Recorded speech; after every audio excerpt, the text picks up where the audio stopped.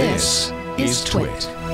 So Spotify, it's now been confirmed, bought the Gimlet network for $230 million. They make good shows. Well, they make 16 shows. It was Startup was the one that put them on the map.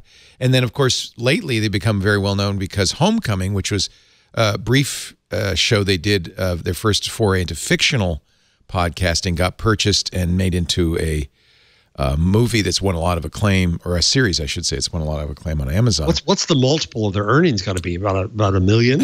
Yeah, but that's the welcome to .com bubble too. As far as I can tell, I was looking back. I was trying to figure it out. In 2015, they made $2 million. By the way, in 2015, we made $10 million. So I think we're worth $1 billion. Yes, you are, boss. Yes, you are. And they took a significant, I can't remember, 30 or 40 million in VC, right? This was the whole point of Startup. Was we're going to go and create a podcast network and take venture funding. And actually, Chris Sacca's going to laugh at us because we don't know what funding is, but and cap tables are, but we still got money anyway. I know what cap tables are and funding. Well, as it turns out, the creators of Gimlet, Michael Bloomberg, and No, not Michael Bloomberg. That's the mayor. Yeah, that's the other guy. The creator of the Bloomberg terminal.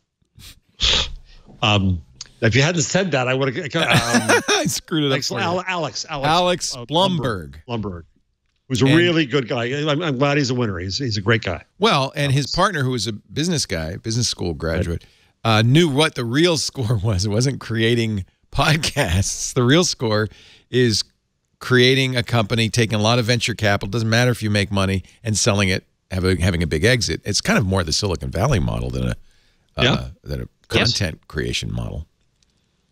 And Anchor was purchased as well, Anchor FM, which makes sense to me because that's a platform for making podcasts. Clearly, I understand. That's a WordPress a podcast, yeah, right? I understand. Yeah, exactly. I understand what Spotify's saying, and it makes it perfect sense. Daniel Ek is a smart guy. They're doing very well. What is it, 90 million subscribers? They just released their quarterly results. They've made, I think, $1.5 billion in profit last year, or last quarter. But there's a big hammer hanging over their head and Pandora's head and everybody's head. It's the music industry. They only make money if the music industry lets them and doesn't charge them enough royalties to take away all the profits. Right. And they're really at the mercy of that. And companies like Amazon, Google, and Apple, which also offer music services, aren't. Because that's not their only source of income. But if you're Spotify and Pandora, you're always looking over your, You're in a bad position for negotiation, you're saying. That sword of Damocles is hanging over your head. In fact, it practically put Pandora out of business. It's no coincidence both Pandora and Spotify are going after creating their own content so they don't have to. And then Daniel Ek said he expects about 20% of Spotify's content to be podcasts, or listening, I guess, to be podcasts. It's the Netflix model for podcasting. Bingo. Or for radio. Yeah.